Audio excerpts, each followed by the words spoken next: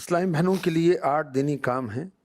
اور یہ اس سلسلے کی کڑی ہے کہ مجھے اپنی اور ساری دنیا کے لوگوں کی اصلاح کی کوشش کرنی ہے انشاءاللہ الکریم۔ انشاءاللہ الکریم۔ تو ابھی جو میں نے دینی کام اسلامی بہنوں کا بیان کرنا ہے 8 میں سے ایک، وہ ہے ہفتہ وار رسالہ مطالعہ۔ ٹھیک امیر علیہ سنت ویکلی مدنی مذاکرہ فرماتے ہیں، جی، اور ہر مدنی مذاکرے میں کسی ایک رسالے کا اعلان فرماتے ہیں۔ صحیح، مثلا عیادت کے واقعات، جی اب اس کے اندر عیادت کے تعلق سے واقعات لکھے ہوں گے اور ہماری ترغیب ہوگی، ہماری تربیت ہوگی، مختلف ٹاپکس ہوتے ہیں۔ جی، تو اس سے امیر علیہ سنت کی خواہش کے مطابق اسلامی بھائی، اسلامی بہنیں، مختلف دعوت اسلامی والے اور عام لوگ بھی اس کو پڑھتے ہیں، اور اس کے مقاصد کیا ہیں؟ علم دین میں اضافہ ہو، صحیح، جہالت کا اندھیرا دور ہو، ماشاء اللہ، علم کی روشنی ماشاء نصیب اللہ، ہو، ماشاء اللہ، اور عمل کا جذبہ ملے۔ جی اچھا، نیکی کی دعوت ہم نے دینی ہے، جی، وہ مطالعہ ہوگا تو کوئی کسی کو واقعہ سنائیں گے، کسی کو کوئی روایت سنائیں گے، ماشاء اللہ، وہ مطالعہ ہمیں بتائے گا۔ ماشاء اللہ، اچھا، جیسے ہم کھانا نہیں کھاتے تو نقاہت، کمزوری، ویکنیس آ جاتی ہے،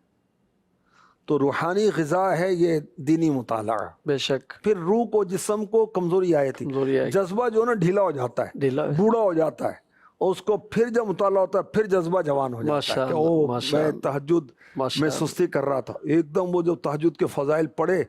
کہ تو اس کو جنت میں محل دیا جائے گا جو ٹرانسپیرنٹ ہوگا، اندر باہر سے نظر آ رہا ہوگا، بے حساب وہ بخشا جائے گا۔ سبحان اللہ، اور پچھلی راتی رحمت ربدی کرے بلند آوازہ، دعاؤں کی قبولیت کا وقت ہے، سبحان تو پھر ایک دم پھر وہ جوش آ جاتا ہے۔ ماشاء اللہ، تو بہت سارے فوائد کے پیش نظر امیر علیہ سنت نے یہ کام ہم کو دیا ہے، اور اسلامی بہنوں کے 8 دینی کاموں میں بھی اس کو شامل کیا ہے شورا نے، اور اسلامی بھائیوں کے 12 دینی کاموں میں بھی اس کو شامل کیا گیا ہے، تاکہ ہماری اصلاح ہوتی رہے، ہماری معلومات میں اضافہ ہوتا رہے، ہمارے عقیدے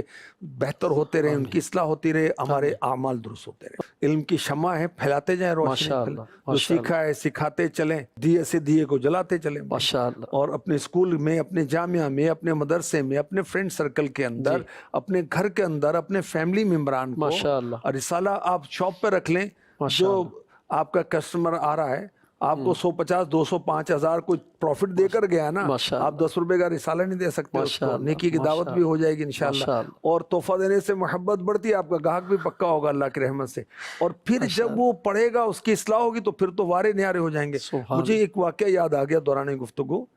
کہ کسی صاحب کی مارکیٹ میں شاپ تھی، تو کوئی بے پردہ عورت وہاں کوئی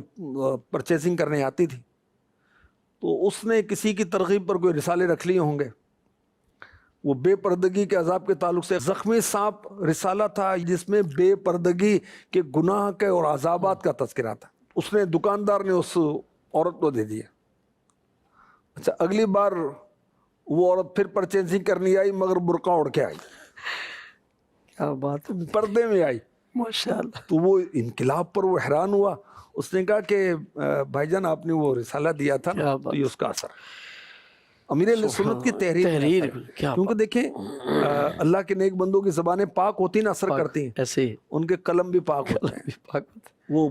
ان کے قلم سے فضول باتیں، گناہ کی باتیں نہیں لکھتے، اور مبالغہ رائے جھوٹی نہیں کرتے وہ، اس لیے ان کے قلم میں بھی برکت ہوتی ہے۔ زبان ولی میں بھی تاثیر ہوتی ہے، قلم ولی میں بھی تاثیر ہوتی ہے، تقدیریں پلٹتی ہیں، سبحان، کفار مسلمان ہو جاتے ہیں۔ بے شک، امیر علیہ سنت کا رسالہ کسی غیر مسلم کو اس نے کسی لینگویج میں ٹرانسلیٹ کرنا تھا، وہ پڑھتے پڑھتے چند رسالے اس نے پڑھے، اس نے اسلام قبول کر لیا۔ سبحان اللہ، واہ جی، امیر علیہ سنت کے رسالوں کی تو ہم کتنی بہاریں بتائیں، وہ تو سمجھے وقت اجازت نہیں دیتے۔ سبحان